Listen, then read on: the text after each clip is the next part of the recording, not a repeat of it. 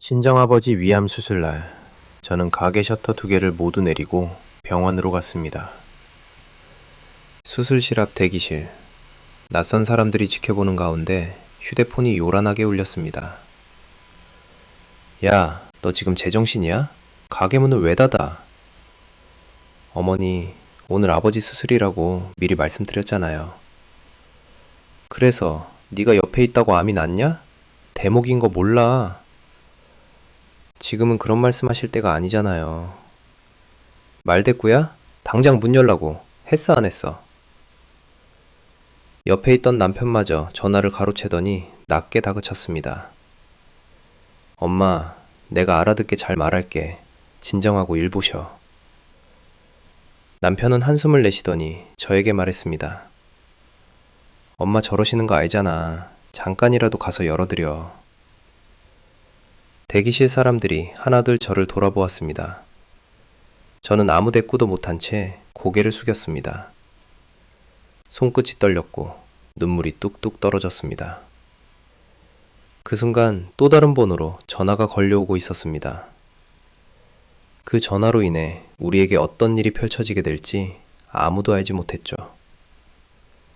여러분의 구독, 좋아요는 더 많은 사연을 만드는 힘이 됩니다. 안녕하세요. 저는 김지원이라고 합니다. 지금은 어느 외식 프랜차이즈에서 기술 고문 이사로 일하고 있지만 1년 반 전만 해도 새벽마다 국을 끓이던 작은 백반집 사장이었죠. 저는 원래 말이 많은 사람이 아니었습니다. 새벽 4시 아직 캄캄한 골목에 혼자 나와 셔터를 올릴 때마다 저는 그날 팔 국거리부터 헤아렸습니다. 서울 외곽 전통시장 초입에 자리한 12테이블짜리 백반집이었습니다.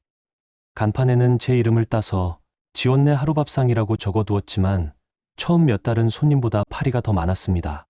저는 매일 새벽 시장에 나가 그날 가장 좋은 재료를 직접 골랐고 육수는 반드시 하루 전날 우려 냉장고에서 하루를 재웠습니다. 반찬 하나에도 레시피 노트를 따로 만들어 소금 한 꼬집까지 계량했고 손님이 남긴 빈 그릇을 보면서 다음날 간을 미세하게 조정했습니다. 그렇게 반년쯤 지나자 점심시간이면 가게 앞에 사람들이 줄을 서기 시작했습니다. 방송에 나온 적도 없고 블로그 마케팅을 한 적도 없었는데 순전히 입소문만으로 그렇게 됐습니다. 저는 그게 제 손끝에서 나온 결과라는 사실이 자랑스러웠습니다. 동시에 혼자였습니다. 부모님은 지방에서 작은 철물점을 하시느라 늘 바빴고 저는 25부터 혼자 가게를 꾸려온 터라 누군가에게 기대는 법을 잊고 지냈습니다. 친정아버지 김용만은 지방에서 작은 철물점을 하며 평생 성실하게 살아온 분이었고 어머니 윤복희는 그런 아버지 곁을 묵묵히 지켰습니다. 두 분 다 딸이 서울에서 혼자 가게를 시작하겠다고 했을 때 걱정이 많았지만 제가 첫 손님상을 차리던 날 새벽 기차를 타고 올라와 문 앞에 서 계셨습니다. 아버지는 아무 말 없이 가게 간판을 한참 올려다보다가 제 어깨를 두드려 주셨습니다. 그 손길 하나로 저는 다시 하루를 버틸 힘을 얻곤 했습니다. 그래서였을까요? 저는 늘 마음 한구석에 부모님께 손 벌리지 않고 혼자 힘으로 우뚝 서고 싶다는 오기 같은 것을 품고 있었습니다. 그 오기가 결국 제 결혼까지 서두르게 만든 이유 중 하나였다는 걸 그때는 몰랐습니다. 그 남자를 처음 눈여겨본 건 개업하고 8달쯤 지났을 때였습니다. 회사원처럼 보이는 그는 평일 점심마다 혼자 와서 백반을 먹었습니다. 처음에는 그저 단골이겠거니 했습니다. 그런데 언젠가부터 그는 밥을 다 먹고도 자리를 뜨지 않고 제가 쌀포대를 옮기는 모습을 지켜보다가 말릴 새도 없이 다가와 포대를 대신 들어 옮겨주기 시작했습니다. 처음에는 당황스러웠고 두 번째에는 고마웠고 세 번째부터는 당연하게 여기게 되었습니다. 그의 이름은 오태호였습니다. 중소기업 영업사원이라고 자신을 소개했고 퇴근 후에는 종종 남아 설거지를 도왔습니다. 손님이 다 빠진 늦은 밤 그는 빈 테이블에 앉아 제가 정산하는 걸 지켜보며 이런 말을 하곤 했습니다. 혼자 이 많은 걸 다 하는 게 안쓰럽다고 자기가 옆에 있으면 반은 덜어줄 수 있을 거라고. 그 말이 그렇게 따뜻하게 들릴 수가 없었습니다. 누구에게도 기댄 적 없던 제 어깨에 처음으로 누군가 손을 얹어준 기분이었습니다. 비 오는 날이면 그는 우산도 없이 뛰어와 배달 나갈 반찬통을 대신 날라주었고 제가 며칠 감기몸살로 알아누웠을 때는 대신 새벽 시장에 나가 서투른 손으로 장을 봐 오기도 했습니다. 그 서툰 손이 저는 그렇게 든든해 보일 수가 없었습니다. 친정 부모님께 인사를 드리러 갔을 때도 그는 아버지 앞에서 넙죽 절을 올리며 평생 지원이만 보고 살겠다고 다짐했고, 아버지는 그 말을 곧이곧대로 믿으며 흐뭇해하셨습니다. 그해 겨울, 저는 그의 청혼을 받아들였습니다. 화려한 예식은 아니었지만 저는 이제 혼자가 아니라는 사실 하나만으로도 충분히 벅찼습니다. 결혼식 날 처음 인사드린 시어머니 배정숙은 하객들 앞에서 제 손을 꼭 잡으며 이제 우리 며느리, 우리 가족이라고 몇 번이나 힘주어 말했습니다. 그 다정함이 진심인지 아닌지 저는 그때 헤아릴 재간이 없었습니다. 패백을 마치고 잠깐 쉬는 사이 어릴 적부터 알고 지낸 친구가 화장실 앞에서 저를 붙잡고 조용히 말한 적이 있습니다. 신랑 쪽 어머니가 예식장 직원들에게 반말로 지시하는 걸 봤는데 눈빛이 예사롭지 않더라고. 살면서 그런 사람 밑에서 며느리 노릇하는 거 보통 일 아닐 거라고요. 저는 그 말을 웃어넘겼습니다. 좋은 날 그런 소리 하지 말라고 오히려 친구를 나무랐습니다. 그때는 그 말이 그저 지나가는 걱정처럼 들렸습니다. 사람은 살아봐야 안다고들 하죠. 저 역시 제 눈으로 직접 겪기 전까지는 누구의 경고도 제대로 들리지 않는 사람이었습니다. 결혼식을 올리고 시혼집이라고 부르기도 민망한 작은 빌라에 짐을 풀던 날, 태호는 제 손을 잡고 이렇게 말했습니다. 이제 당신 혼자 다 짊어질 필요 없어. 내가 있잖아. 저는 그 말을 오래도록 마음에 담아두었습니다. 그런데 결혼하고 딱 석 달째 되던 날, 그는 퇴근하고 돌아와 저녁상 앞에서 사직서를 냈다는 이야기를 꺼냈습니다. 오늘부로 회사 그만뒀어. 가게를 제대로 키우려면 나 같은 사람이 전업으로 붙어야 한다고 생각했거든. 저는 숟가락을 내려놓았습니다. 상의도 없이. 갑자기 왜 그런 결정을 해? 당신 힘든 거 다 알면서 가만히 보고만 있으라고. 나도 이제 이 가게 절반은 내 가게라고 생각해. 그러니까 내가 관리를 맡을게. 당신은 주방만 신경 써. 그의 목소리에는 확신이 넘쳤습니다. 저는 그 확신을 의심할 이유를 찾지 못했습니다. 오히려 든든하다고 느꼈던 것 같습니다. 지금 돌이켜보면 그 순간이 제 판단력이 처음으로 흐려진 순간이었습니다. 그날 이후로 태호는 정말 가게에 나오기 시작했습니다. 오전에는 발주를 넣고 배달앱 리뷰에 답글을 달았습니다. 그런데 점심 장사가 끝나고 재료 준비가 한숨 돌리는 오후 2시쯤이 되면 그는 항상 자리를 비웠습니다. 처음에는 거래처를 만난다고 했고 다음에는 원재료 공급업체와 미팅이 있다고 했습니다. 저는 주방에서 저녁 장사 준비를 하며 그의 부재를 당연하게 받아들였습니다. 가게 관리라는 게 원래 발로 뛰는 일이 많으니 그럴 수 있다고 생각했습니다. 그런데 그가 저녁 무렵 다시 가게로 돌아올 때면 셔츠 깃에서 희미하게 잔디 냄새가 났습니다. 손등은 늘 벌겋게 그을려 있었고요. 저는 그 냄새를 맡을 때마다 애써 다른 생각을 했습니다. 거래처 사람들과 필드에 나가는 것도 다 영업의 연장선이겠거니 그렇게 스스로를 다독였습니다. 함께 일하던 아르바이트생 하나가 조심스럽게 사장님, 저 사람 매번 저 시간에 어디 가는 거예요? 하고 물어온 적도 있었습니다. 저는 웃으며 거래처 미팅이라고만 답했고 속으로는 그 물음이 불편해서 얼른 화제를 돌렸습니다. 남의 눈에는 벌써 이상하게 보이는 일들을 정작 아내인 저만 못 본 척하고 있었던 셈입니다. 하지만 시간이 지날수록 그가 쓰는 카드 명세서에는 이상한 항목들이 늘어갔습니다. 골프 연습장, 스크린 골프장, 그리고 낯선 이름의 회원제 서비스 결제까지. 저는 명세서를 몇 번이고 다시 들여다보면서도 먼저 묻지 못했습니다. 신혼부터 남편의 지출을 캐묻는 아내가 되고 싶지 않았거든요. 그러던 어느 날 저녁 정산을 마치고 카드 명세서를 정리하다가 도저히 넘어갈 수 없는 금액을 발견했습니다. 한 번에 100만 원 가까이 빠져나간 결제 내역이었는데 상호명이 처음 보는 투자 자문회사였습니다. 저는 그날 밤 태호가 들어오길 기다렸습니다. 이거 뭐야? 이 결제 내역, 투자 자문이라니. 그는 잠시 멈칫하더니 이내 태연한 얼굴로 웃었습니다. 아, 그거. 거래처 사장이 하도 좋다고 해서 같이 리딩방 하나 들어간 거야. 별거 아니야. 이것도 다 가게 넓히려고 종잣돈 마련하려는 거지. 그런 걸 나랑 상의도 없이 가게 돈으로 해? 우리가 남이야? 부부 사이에 무슨 상의를 따로 해? 나 믿지. 이것도 다 가게, 우리 가족 위한 거야. 가족이라는 그 단어가 제 마음속 경계를 허물었습니다. 저는 더 캐묻지 않기로 했습니다. 남편을 믿지 못하면 대체 누구를 믿고 살아야 하나 그런 생각이 들었거든요. 그날 밤 저는 명세서를 서랍 깊숙이 넣고 다시는 꺼내보지 않기로 결심했습니다. 신뢰라는 이름으로 눈을 감은 그 선택이 훗날 얼마나 큰 대가로 돌아올지 그때는 알지 못했습니다. 며칠 뒤 가게를 정리하다가 계산대 아래쪽 서랍에서 낯선 영수증 한 장을 발견했습니다. 태호가 버리려다 실수로 흘린 모양이었습니다. 영수증에는 제가 한 번도 들어본 적 없는 리딩방 가입비, 그것도 수백만 원짜리 항목이 선명하게 찍혀 있었습니다. 저는 그것을 손에 쥔 채 한참을 서 있었습니다. 손끝이 가늘게 떨렸고 숨을 들이쉴 때마다 목 안쪽이 뻑뻑했습니다. 가게 문을 열기 전 아직 손님 하나 없는 텅 빈 홀에서 저 혼자 그 영수증을 들여다보고 있었습니다. 그런데 그때 태호가 들어오는 기척이 들렸고 저는 반사적으로 그 종이를 주머니에 구겨 넣었습니다. 그가 눈치채지 못하게, 아니 어쩌면 제 자신에게 그 사실을 들키고 싶지 않았던 건지도 모르겠습니다. 그날 밤 저는 잠든 태호의 옆 얼굴을 오래도록 바라보았습니다.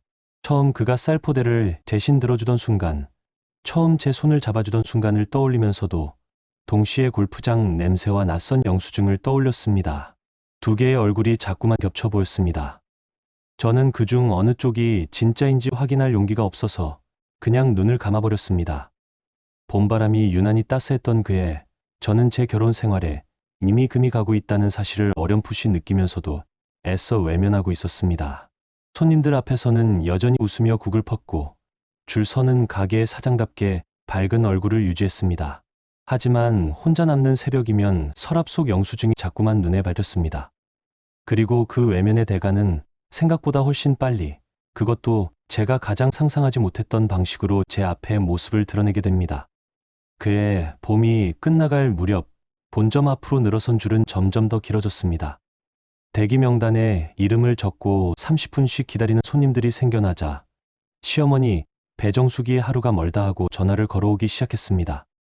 이렇게 장사가 잘 되는데 가게를 하나 더 열지 않는 게 이상하다고, 그 좋은 자리를 남한테 뺏기기 전에 얼른 움직여야 한다고 성화였습니다.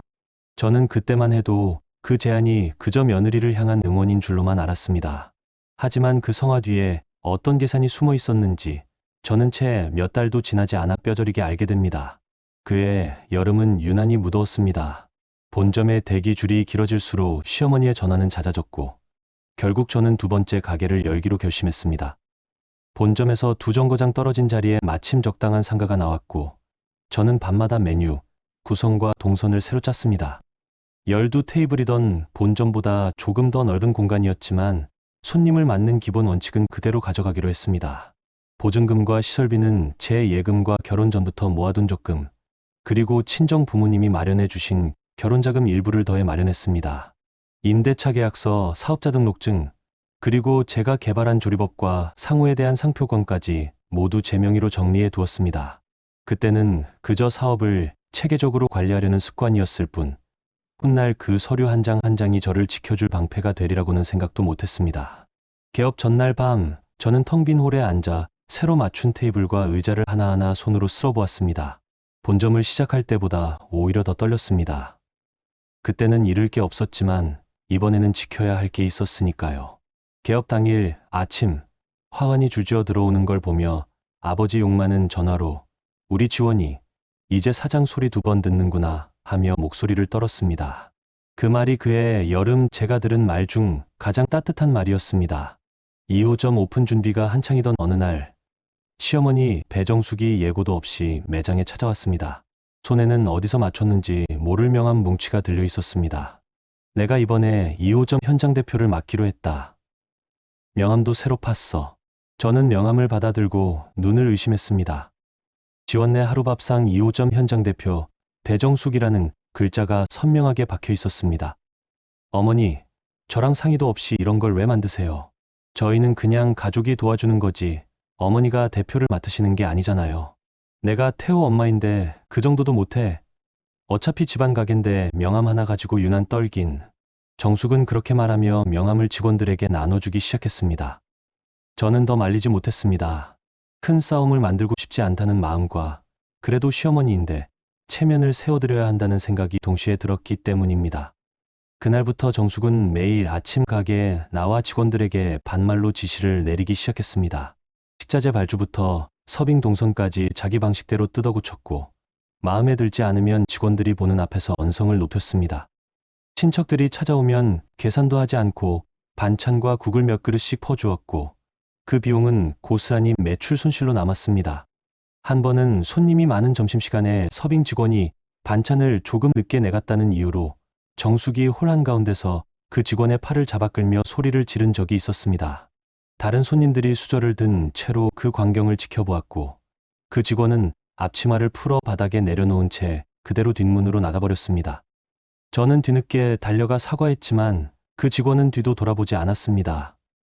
그날 오후 저는 정숙에게 조심스럽게 그런 식으로 직원을 대하시면 곤란하다고 말씀드렸지만 돌아온 대답은 내가 시어머니인데 며느리 가게에서 그 정도도 못하냐는 것이었습니다. 저는 그 말 앞에서 더 이상 대꾸할 말을 찾지 못했습니다. 가을이 되면서부터 직원들이 하나둘 그만두기 시작했습니다. 매니저로 일하던 한소라 씨도 그중 하나였습니다. 그는 퇴사하던 날 저를 따로 불러 조심스럽게 말했습니다. 사장님, 저는 더 못 버티겠어요. 사모님이 자꾸 직원들 앞에서 무시하는 말을 하시는데 그것도 그렇고 현금 매출이 자꾸 비는 것도 이상해요. 한소라 씨는 마지막으로 서류 봉투 하나를 제 손에 쥐어주었습니다. 자신이 근무하며 따로 정리해 둔 POS 매출 내역과 업무일지 사본이라고 했습니다. 언젠가 사장님한테 필요할 것 같아서 버리지 않고 모아뒀다고. 미안하지만 자신은 더 이상 이 가게에서 버틸 힘이 없다고 낮은 목소리로 덧붙였습니다. 저는 그 봉투를 받아 들고도 한동안 열어보지 못했습니다. 열어보는 순간 인정해야 할 것들이 너무 많을 것 같았기 때문입니다. 저는 그 말을 듣고도 바로 손을 쓰지 못했습니다. 본점과 2호점을 오가며 몸이 10개라도 모자란 시기였고 무엇보다 그 말을 확인하는 순간 감당해야 할 진실이 두려웠던 것 같습니다. 그렇게 직원이 빠져나간 자리는 늘 새로운 아르바이트생으로 채워졌지만 정숙의 방식에 적응하는 사람은 오래가지 못했습니다. 2달 사이 정직원 3명이 그만두었고 구인 공고를 올려도 며칠 만에 그만두는 일이 반복되었습니다. 주방 안쪽에서는 이제 정숙의 목소리가 사장인 저보다 더 크게 울려 퍼졌습니다. 손님들 사이에서도 저 가게 안주인이 좀 무섭다는 소문이 돌기 시작했지만 다행히 음식 맛만큼은 그대로였기에 발길이 뚝 끊기지는 않았습니다. 그것이 오히려 저를 더 불안하게 만들었습니다. 가게는 겉으로 멀쩡해 보였지만 속은 서서히 골마가고 있었으니까요. 그 무렵부터 저는 매주 정산할 때마다 이상한 점을 발견하기 시작했습니다. 주말 저녁, 특히 정숙이 계산대를 봐준 날이면 예상 매출보다 10만 원, 20만 원씩 현금이 비었습니다. 처음에는 거스름 돈을 잘못 계산했으려니 넘겼지만 그런 날이 반복되자 저는 따로 장부를 만들어 매일 마감 금액을 손으로 옮겨 적기 시작했습니다. 카드 매출과 현금 매출을 나누어 비교해보니 유독 정숙이 마감을 본 날에만 차액이 컸습니다. 손끝으로 계산기를 두드리던 저는 숫자가 맞지 않는 걸 확인할 때마다 가슴 한쪽이 서늘하게 가라앉는 걸 느꼈습니다. 어느 토요일은 23만 원, 그 다음 주 일요일은 17만 원, 또 그 다음 주말에는 31만 원이 비었습니다. 액수는 매번 달랐지만 정숙이 마감을 본 요일과 정확히 겹친다는 사실만은 변하지 않았습니다. 저는 그 숫자들을 작은 수첩에 옮겨 적으며 혹시 제가 무언가 잘못 계산하고 있는 건 아닌지 몇 번이나 되짚어 보았습니다. 하지만 아무리 다시 셈해도 결론은 같았습니다.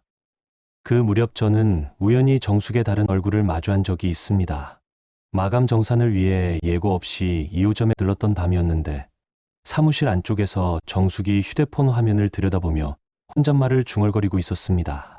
화면에는 낯선 증권사 애플리케이션이 떠 있었고 잔고가 적힌 숫자, 옆으로 빨간 그래프가 오르내리고 있었습니다.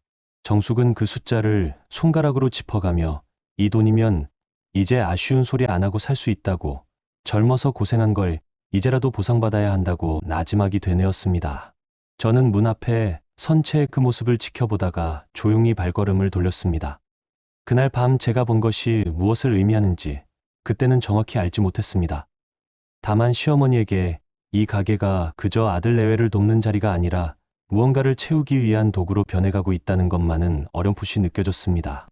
더는 넘어갈 수 없다고 판단한 저는 태호에게 이 문제를 조심스럽게 꺼냈습니다. 여보, 요즘 현금 매출이 자꾸 비어. 확인해봐야 할 것 같아. 그게 무슨 소리야. 어머니가 현금 슬쩍 하셨다는 거야, 지금? 그런 뜻이 아니라 장부랑 실제 금액이 안 맞으니까 확인이 필요하다는 거야.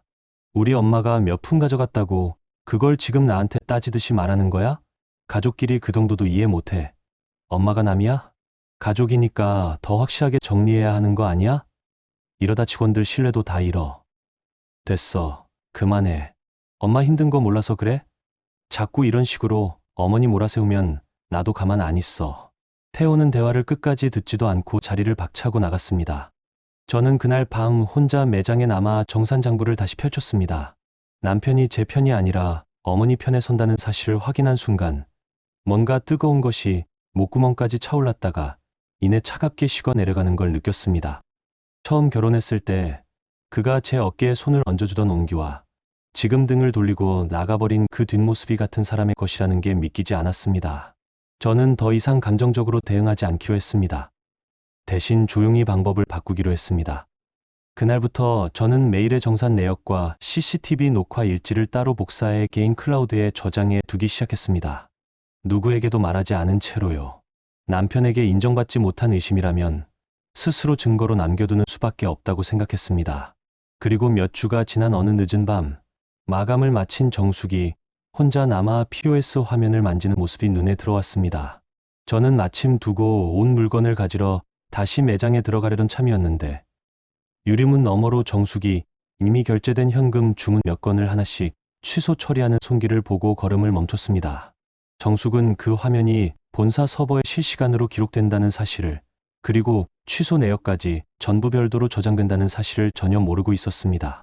유리문 너머로 비친 정숙의 옆모습은 평소 매장 안에서 보던 당당한 모습과는 다르게 어딘가 초조하고 서두르는 기색이 역력했습니다. 손가락이 화면 위에서 몇 번이나 미끄러졌고 그때마다 짧게 혀를 차는 소리가 문틈으로 새어나왔습니다.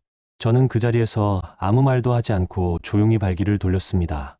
화를 내며 따지는 대신 그 장면이 찍힌 시간과 날짜를 수첩에 옮겨 적었습니다. 집으로 돌아오는 길, 저는 한소라 씨가 남기고 간 업무 일지와 오늘 본 장면을 나란히 떠올렸습니다.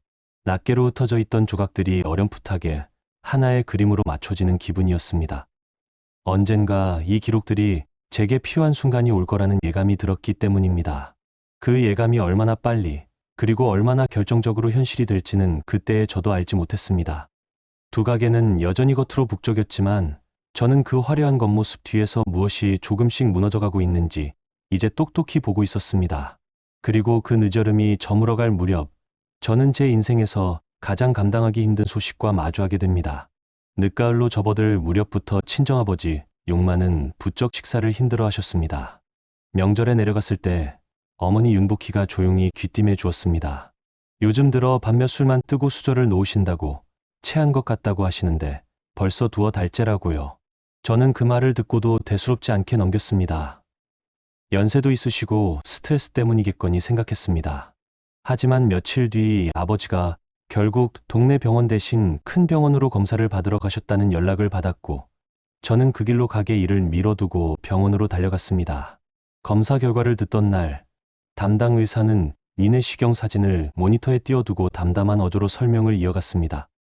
조직검사 결과 위암이 확인되었고 다행히 아직 전이는 발견되지 않아 수술로 절제가 가능한 단계라고 했습니다. 저는 손에 쥔 검사 결과지를 몇 번이나 접었다 폈다 했습니다. 종이는 이미 구겨질 대로 구겨져 있었지만 저는 그 종이를 자꾸만 다시 펴서 글자를 확인하고 또 확인했습니다. 위암이라는 두 글자가 눈에 익어질 때까지요. 아버지 앞에서는 눈물 한 방울 보이지 않으려 애썼습니다. 대신 진료실을 나오자마자 병원 복도 구석에서 잠깐 숨을 골랐고 그러고는 곧바로 수첩을 꺼내 수술 날짜와 준비해야 할 것들을 적어 내려가기 시작했습니다. 그렇게라도 몸을 움직이지 않으면 무너질 것 같았습니다. 어머니 윤복희는 진료실 밖 대기 의자에 앉아 두 손을 무릎 위에 가지런히 모은 채 저를 기다리고 계셨습니다. 결과를 전하자 어머니의 어깨가 아주 조금 눈에 띄지 않을 만큼만 떨렸습니다. 평생 감정을 크게 드러낸 적 없는 분이었는데 그날은 손수건을 쥔 손끝이 하얗게 질려 있었습니다. 저는 그런 어머니를 보며 오히려 더 흔들리지 않아야겠다고 다짐했습니다. 이 집안에서 누군가는 정신을 붙들고 있어야 했으니까요. 수술 날짜가 한 달 뒤로 잡히자 저는 그날 하루만큼은 반드시 두 매장을 모두 닫기로 결심했습니다. 직원들에게는 한 달 전부터 미리 공지했습니다. 그날은 본점과 2호점 모두 휴업하며 급여는 평소와 다름없이 정상 지급하겠다고 분명히 못 박았습니다. 몇몇 직원들은 사장님이 이렇게까지 챙겨주시는 곳은 처음이라며 고마워했고, 저는 그 말에 오히려 마음이 놓였습니다. 적어도 직원들에게만큼은 떳떳하고 싶었습니다. 본점 주방을 맡고 있던 오래된 이모님 한 분은 제 손을 꼭 잡으며 아버님 수술 잘 되실 거라고, 그날 하루쯤 가게 안 열어도 하늘이 안 무너진다고 다독여 주셨습니다. 그 말이 그 무렵 제가 들은 말 중 가장 사람다운 말이었습니다. 반대로 시댁에서 들려온 말들은 하루하루 더 차가워지고 있었습니다. 그런데 그 공지를 들은 시댁의 반응은 제 예상과는 전혀 달랐습니다. 정숙에게 수술 날짜와 휴업 계획을 전하자 그녀는 걱정의 말 대신 곧바로 계산부터 꺼냈습니다. 하루 매출이 얼만데 그걸 그냥 날린다고? 병원비는 또 얼마나 나오는 거야? 어머니, 아버지 수술이에요. 하루 매출보다 중요한 일이잖아요. 누가 안 중요하대? 근데 사돈 병원비까지 우리 가게 돈으로 낼 생각은 하지 마라. 그건 너희 친정 몫이지. 저는 그 말에 잠시 말을 잇지 못했습니다. 병원비를 부탁한 적도 없는데 정숙은 이미 방어선부터 긋고 있었습니다. 태호 역시 옆에서 위로랍시고 건넨 촌마디가 수술비 대충 얼마나 드는데 였습니다. 저는 그 순간 두 사람의 얼굴에서 걱정이 아니라 손익을 따지는 눈빛을 보았습니다. 그 눈빛은 오래도록 제 마음에 남았습니다. 저는 그날 밤 잠든 척 돌아누운 채로 지난 몇 년간 이 사람들에게 맞춰온 시간들을 하나씩 되짚어 보았습니다. 결혼 초 태호가 쌀포대를 옮겨주던 손, 정숙이 패백에서 제 손을 잡아주던 순간까지도 이제는 전부 다르게 보였습니다. 그들에게 저는 처음부터 가족이 아니라 안정적인 수입을 만들어주는 존재였을지도 모른다는 생각이 그제야 선명해졌습니다. 그 무렵 저는 가게 운영비 계좌를 정리하다가 낯선 출금 내역을 발견했습니다. 지난 몇 달 사이 태호가 운영비 계좌에서 개인 명의로 여러 차례 돈을 옮겼는데 그 돈이 흘러간 곳은 예전에 봤던 그 투자 자문회사였습니다. 액수는 적을 때는 50만 원, 많을 때는 300만 원에 달했습니다. 저는 통장 거래 내역을 인쇄에 한 줄 한 줄 손으로 짚어가며 날짜를 확인했습니다. 아버지가 검사를 받으러 다니던 바로 그 시기에도 태호는 여전히 그 계좌로 돈을 보내고 있었습니다. 저는 그 사실을 확인한 순간 숨이 턱 막히는 걸 느꼈습니다. 남편은 아내의 아버지가 암 선고를 받은 그 시기에도 여전히 자신의 욕심을 채우는 데만 몰두하고 있었던 겁니다. 인쇄한 종이를 손에 쥔 채로 저는 태호의 휴대폰을 몰래 들여다본 적도 있었습니다. 리딩방이라는 대화방에는 매일같이 특정 종목을 추천하는 메시지가 올라와 있었고 태호는 그 아래에 이번엔 확실히 가겠죠? 라는 질문을 반복해서 남기고 있었습니다. 이미 손실이 난 금액을 만회하겠다며 오히려 더 많은 돈을 넣은 흔적도 보였습니다. 저는 그 화면을 캡처에 따로 저장해 두었습니다. 이제 이 결혼에서 제가 지켜야 할 것은 감정이 아니라 증거라는 사실을 저는 그렇게 하나씩 배워가고 있었습니다. 그러던 차에 전 매니저 한소라 씨가 다시 연락을 해왔습니다. 그녀는 자신이 아는 다른 직원을 통해 정숙이 최근에도 현금 매출 일부를 빼돌리고 있다는 이야기를 들었다며 취소 처리된 POS 자료 몇 건을 추가로 캡처해 보내주었습니다. 저는 그 자료들을 개인 폴더에 차곡차곡 정리해 나갔습니다. 이제는 의심이 아니라 확신에 가까웠습니다. 저는 한소라 씨에게 왜 굳이 이런 자료까지 챙겨서 저에게 다시 연락을 주었는지 물었습니다. 그녀는 잠시 망설이다가 그만두고 나서도 마음이 편치 않았다고, 자신처럼 억울하게 나가는 사람이 더 생기기 전에 사장님이 뭐라도 알고 계셔야 할 것 같았다고 했습니다. 저는 그 마음이 고마웠고 동시에 부끄러웠습니다. 정작 제 가게, 제 가족 안에서 벌어지는 일을 남의 손을 빌려서야 제대로 들여다보게 되었으니까요. 저는 그날 밤 오래전 명함을 주고받았던 서문경 본부장에게 다시 연락을 해보기로 마음먹었습니다. 그는 몇 달 전 본점에 손님으로 방문했다가 제게 명함을 건네며 혹시 매장을 넓히거나 사업 형태를 바꿀 생각이 있으면 언제든 연락 달라고 말했던 사람이었습니다. 그때는 그냥 인사치레로 넘겼는데 지금은 그 말이 다르게 다가왔습니다. 저는 조심스럽게 전화를 걸었습니다. 본부장님, 예전에 말씀하셨던 거 기억하실지 모르겠는데 혹시 지금도 그 이야기가 유효한가요? 김지원 사장님, 기억하죠? 하루밥상 브랜드, 저희 쪽에서 꽤 오래 눈여겨보고 있었습니다.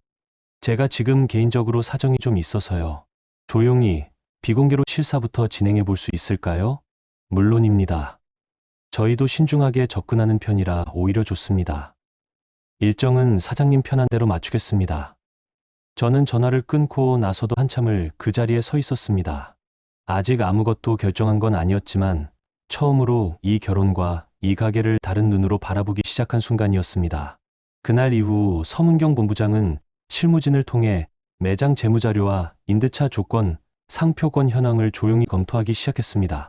실사팀은 두 매장의 최근 3년치 매출 흐름과 원가율, 그리고 무엇보다 상표권과 조리법이 전부 제 개인 명의로 등록되어 있다는 사실을 확인하고는 오히려 검토 속도를 높였습니다. 서문경 본부장은 통화 말미에 이런 구조라면 인수 후에도 브랜드 가치를 안정적으로 지킬 수 있어 내부적으로 긍정적인 평가가 나오고 있다고 귀띔해 주었습니다. 저는 그 말을 들으며 처음으로 이 모든 상황을 견뎌낼 수 있겠다는 작은 확신을 얻었습니다. 태호와 정숙은 그 사실을 전혀 눈치채지 못했습니다.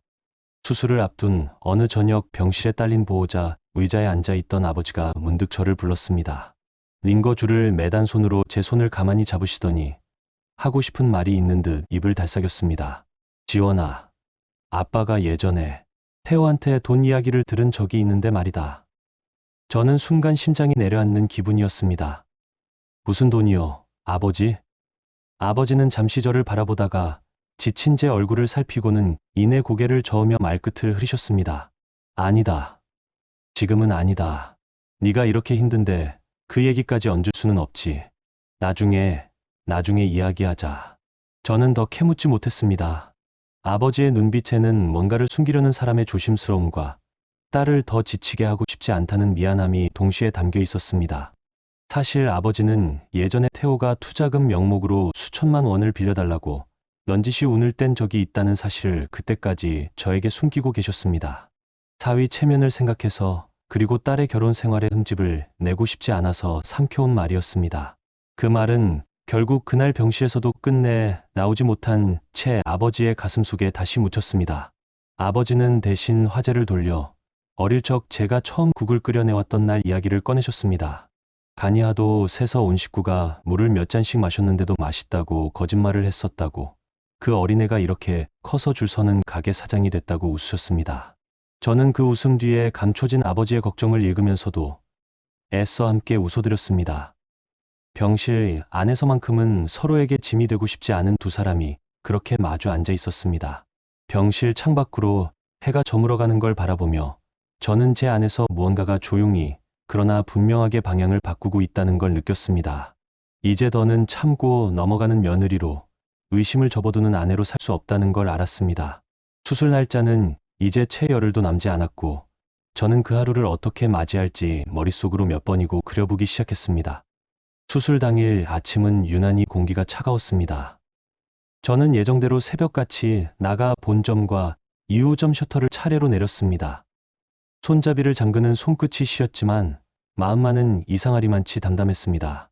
한 달 전부터 준비해 온 하루였고 직원들에게도 이미 충분히 양해를 구해둔 상태였습니다. 저는 부모님과 함께 택시를 타고 병원으로 향했습니다. 차창 밖으로 아직 문을 열지 않은 상가들이 스쳐 지나갔고 저는 그 풍경을 바라보며 오늘 하루만큼은 오롯이 딸로만 있고 싶다고 생각했습니다. 아버지는 환자복으로 갈아입으신 뒤에도 애써 농담을 건네셨습니다. 이 나이에 배 째는 게 뭐 대수냐고, 수술 끝나면 딸이 만들어준 죽부터 얻어먹어야겠다고 웃으셨지만 이동 침대에 오르실 때 살짝 떨리는 손끝까지는 감추지 못하셨습니다. 저는 그 손을 마지막으로 한번 꼭 잡아드렸습니다. 어머니는 그런 아버지의 모습을 눈에 담아두려는 듯 한참을 바라보다가 수술실 문이 닫히고 나서야 참았던 숨을 길게 내쉬셨습니다. 수술실 앞 보호자 대기실은 이른 시간인데도 이미 여러 가족들로 채워져 있었습니다. 같은 시각 2호점 앞에는 단체 예약을 잡아둔 손님 몇 팀이 굳게 닫힌 셔터 앞에서 발길을 돌리고 있었습니다. 정숙은 그 소식을 전에 듣자마자 매장으로 달려갔지만 자신에게는 셔터를 열 권한도 열쇠도 없다는 사실만 새삼 확인했을 뿐이었습니다. 그 짧은 순간의 무력감이 그녀를 더욱 조급하게 만들었고 결국 그 조급함은 병원까지 전화를 걸게 만든 도화선이 되었습니다. 저는 그런 사정을 알 리 없었지만 어머니와 나란히 앉아 전광판에 뜬 아버지의 이름과 수술 진행 상태를 확인했습니다. 대기 순번을 알리는 화면 속 글자가 수술 준비 중에서 수술 중으로 바뀌던 순간 저도 모르게 두 손을 꽉 맞잡았습니다. 그런데 채 30분도 지나지 않아 휴대폰이 요란하게 울렸습니다. 발신자는 정숙이었습니다. 야, 너 지금 거기서 뭐 하는 거야? 2호점 왜 문 닫았어? 저는 대기실 안다른 보호자들의 시선을 의식하며 목소리를 낮췄습니다. 어머니, 오늘 아버지 수술이라고 말씀드렸잖아요. 미리 다 공지도 했고요. 그게 무슨 상관이야? 오늘 단체 손님 예약 잡혀 있는 거 몰라? 네가 거기 가만히 앉아 있는다고 암이 낫는 것도 아니잖아. 주변에 앉아 있던 사람들이 하나둘 저를 돌아보았습니다. 저는 얼굴이 화끈거리는 걸 느끼면서도 애써 침착하게 대답하려 했습니다. 어머니, 지금은 그런 얘기할 때가 아니에요. 나중에 다시 통화해요. 나중에 어디 있어? 지금 당장 문 열라고. 대목에 이게 무슨 짓이야, 정말.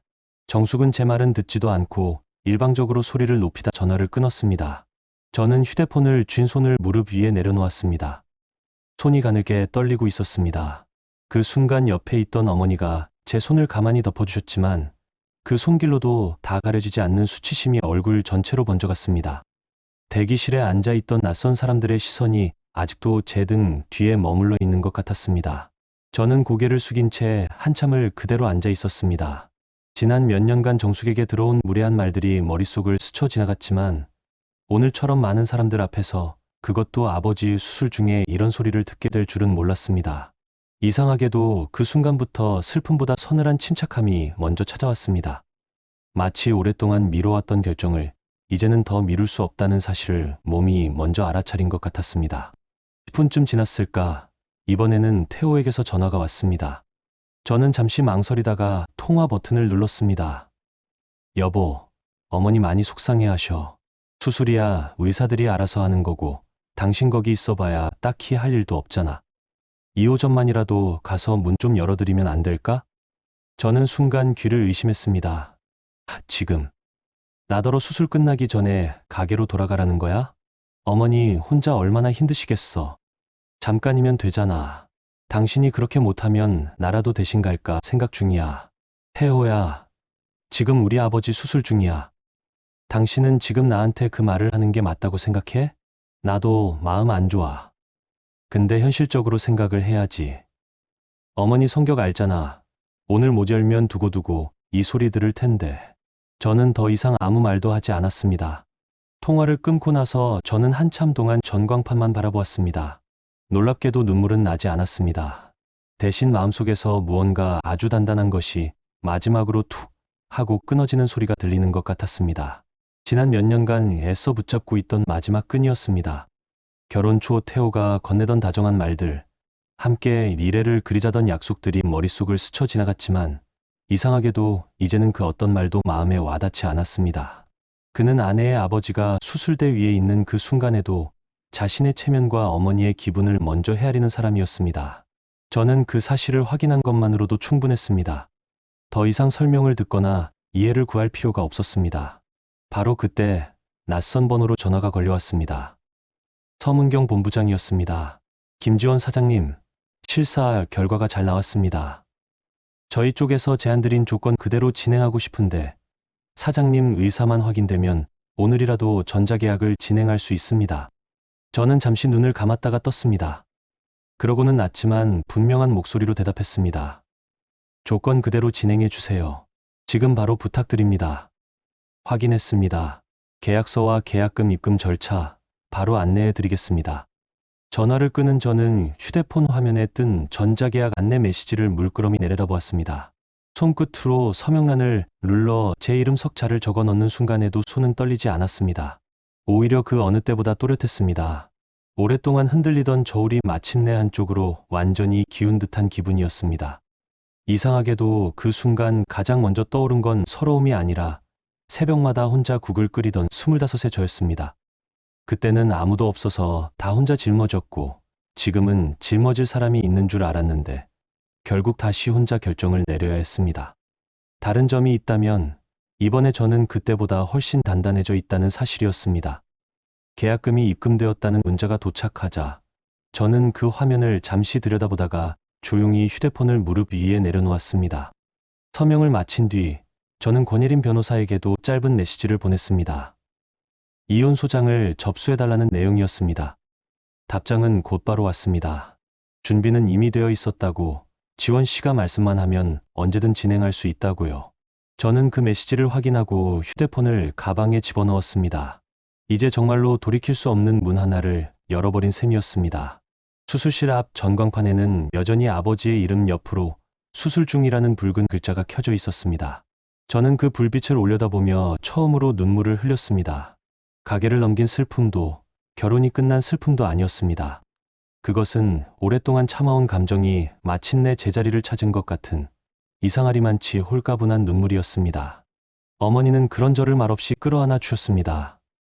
두 사람 다 아무 말도 하지 않았지만 그 침묵 속에서 저는 아주 오랜만에 온전히 제 편이 있다는 걸 느낄 수 있었습니다. 대기실 벽시계 초침 소리만 유난히 크게 들리던 그 시간 동안 저는 오늘 하루 받은 2통의 전화와 제가 내린 결정을 몇 번이고 되짚었습니다. 후회는 없었습니다. 다만 앞으로 벌어질 일들, 이혼 절차와 시댁의 반응, 그리고 아버지의 회복까지 한꺼번에 감당해야 한다는 사실이 무겁게 다가왔습니다. 그래도 저는 이번만큼은 도망치지 않고 하나씩 정면으로 마주하기로 마음먹었습니다. 1시간 뒤 수술은 무사히 끝났다는 소식이 전해졌습니다. 담당 의사는 수술복을 입은 채 대기실로 나와 가족들을 향해 짧게 목례한 뒤 암 조직을 깨끗하게 절제했고 주변 장기로의 전이도 발견되지 않아 경과가 양호하다고 설명했습니다.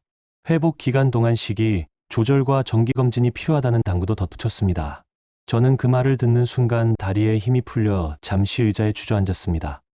옆에서 손을 꼭 잡고 있던 어머니가 그제야 참았던 눈물을 쏟아내셨고 저는 그런 어머니의 등을 가만히 쓸어드렸습니다. 안도감과 함께 오늘 하루 사이에 제 인생에서 벌어진 일들이 한꺼번에 밀려들었습니다.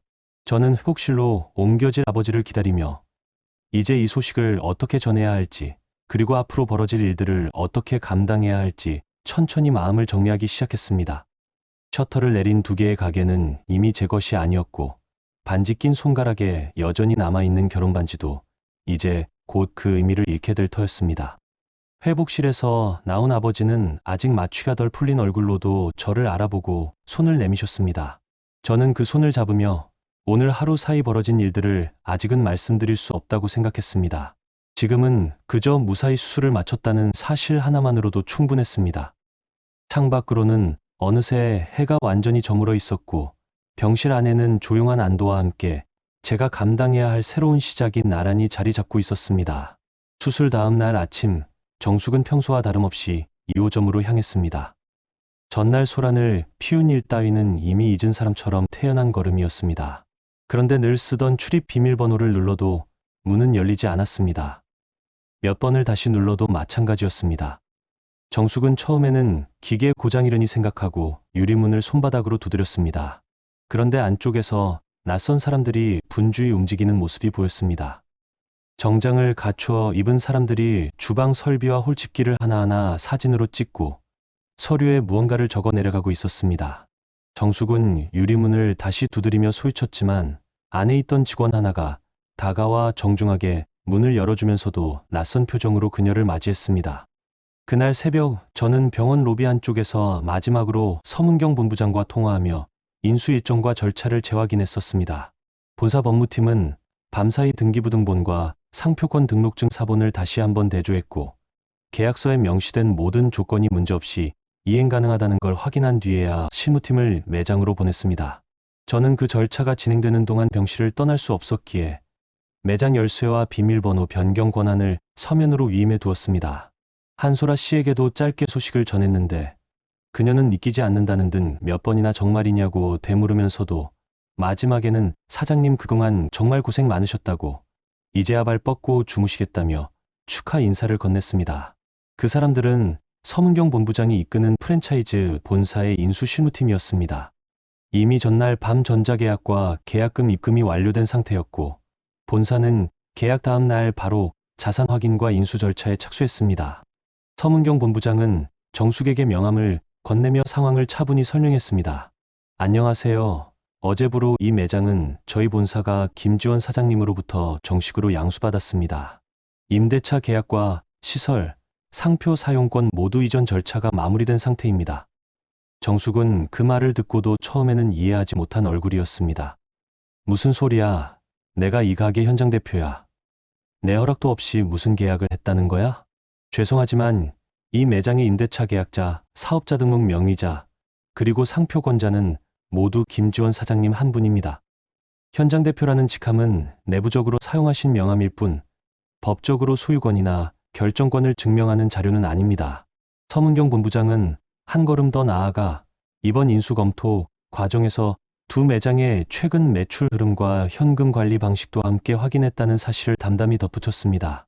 특정 요일마다 반복적으로 발생한 현금 차액과 취소 처리 기록 역시 실사 자료에 포함되어 있으며 이는 추후 김지원 사장님과 본사 간의 별도 협의 사항이라는 말도 잊지 않았습니다. 정숙은 그 순간 자신이 그동안 벌여온 일들이 이미 낱낱이 기록되어 있다는 사실을 직감한 듯 얼굴이 순식간에 하얗게 질렸습니다.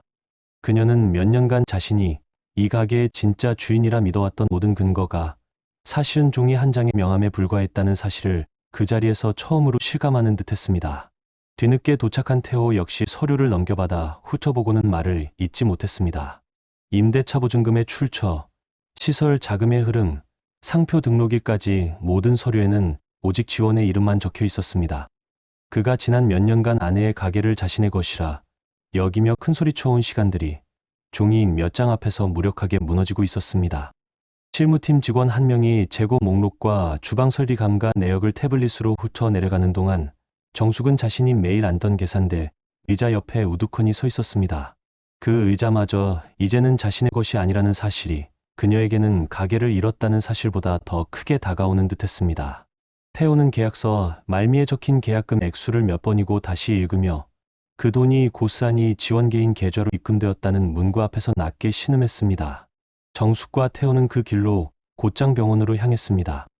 두 사람이 매장에서 병원까지 오는 그 30분 남짓한 시간 동안 저는 회복실에서 일반 병실로 옮겨진 아버지 곁을 지키며 오늘 하루를 어떻게 넘길지 마음을 다잡고 있었습니다. 아버지는 아직 인거를 매단 채 얕은 잠에 빠져 있었고 어머니는 보온병에 담아온 미음을 식지 않게 손으로 감싸 쥐고 계셨습니다. 창밖에서는 어젯밤과는 다른 한결 밝은 겨울 햇살이 비쳐들고 있었습니다. 저는 그 평온한 풍경이 얼마 못 갈 거라는 예감을 하고 있었습니다. 아니나 다를까 병실 문이 벌컥 열리는 소리에 고개를 돌렸습니다. 정숙은 병실 안으로 들어서자마자 언성을 높였습니다. 네가 어떻게 우리한테 말 한마디 없이 가게를 팔아넘겨? 그게 어디 너 혼자 것이야? 우리 집안 가족 사업인데. 어머니, 그 가게는 처음부터 제 명의로 계약하고 제 돈으로 시작한 제 가게였어요.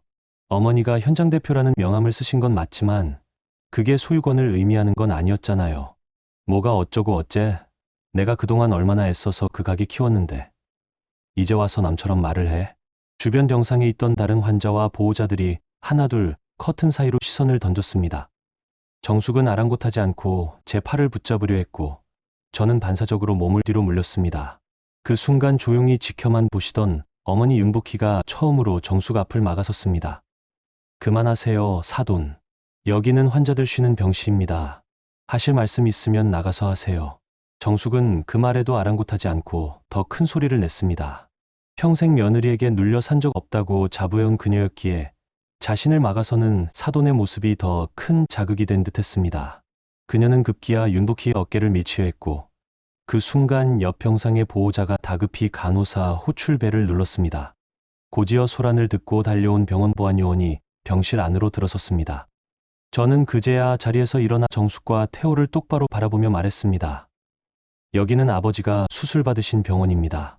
한 번만 더 이렇게 소란을 피우시면 저도 더는 참지 않고 신고하겠습니다. 제 목소리는 크지 않았지만 또렷했습니다. 정숙은 순간 멈칫했고 보안요원이 정중하지만 단호하게 두 사람을 병실 밖 복도로 안내했습니다. 태호는 끌려나가듯 복도로 나서면서도 뒤를 돌아보며 뭐라 소리쳤지만 저는 더 이상 그 말에 귀 기울이지 않았습니다. 병실 안이 다시 조용해지자 어머니가 제 곁으로 다가와 손을 꼭 잡아주셨습니다. 처음으로 시어머니 앞을 막아선 어머니의 손은 아직도 가늘게 떨리고 있었습니다. 저는 그 손을 마주 잡으며 이제까지 늘 참기만 하던 어머니마저 오늘은 더 이상 물러서지 않았다는 사실에 뭉클해졌습니다. 복도 밖에서는 아직 정숙의 언성이 희미하게 들려왔지만 이제 그 소리는 더 이상 저를 흔들지 못했습니다. 복도가 다시 조용해지고 나서 저는 미리 준비해 두었던 서류 봉투를 꺼내 태호에게 다가갔습니다. 봉투 안에는 이혼 소장 사본과 그동안 제가 정리해 둔 재산 관계 자료가 들어 있었습니다. 이거 받아. 오늘부로 우리 가게도 결혼도 다 정리하려고 해. 태호는 봉투를 받아 들고도 한참 동안 아무 말도 하지 못했습니다. 그의 얼굴에서 처음으로 당혹감과 두려움이 뒤섞인 표정을 보았습니다. 결혼 초 제 앞에서 늘 자신만만하던 그 얼굴은 온데간데 없었습니다. 그는 몇 번인가 입을 열려다 다시 다물었고 결국 이렇게까지 할 필요가 있었냐는 말만 힘없이 흘렸습니다. 저는 그 말에 대답하지 않았습니다. 지난 몇 년간 그가 제게 물었어야 할 질문을 이제 와서 되돌려받는다는 사실이 오히려 씁쓸했습니다. 하지만 저는 더 이상 그 표정에 흔들리지 않았습니다. 병실로 돌아와 보니 마취에서 완전히 깨어난 아버지가 저를 기다리고 계셨습니다. 아버지는 몸을 뒤척이며 힘겹게 손을 뻗어 제 손을 잡으셨습니다. 지원아, 밖에서 소리 다 들었다. 우리 딸 고생했다. 저는 그 말에 참았던 눈물이 다시 차올랐습니다. 손끝은 아직 힘이 없으면서도 제 손을 놓지 않으려는 아버지의 그 악력이 그동안 제가 혼자 견뎌온 모든 시간을 위로해 주는 것 같았습니다. 아버지는 가쁜 숨을 고르며 한마디를 더 보태셨습니다. 이제는 내 인생부터 먼저 살아라. 아빠 걱정은 하지 말고. 그 말은 오랫동안 제가 듣고 싶었던 허락이었습니다.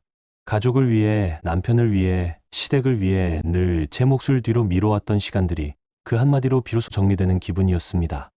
저는 아버지의 손을 마주 잡으며 고개를 끄덕였습니다.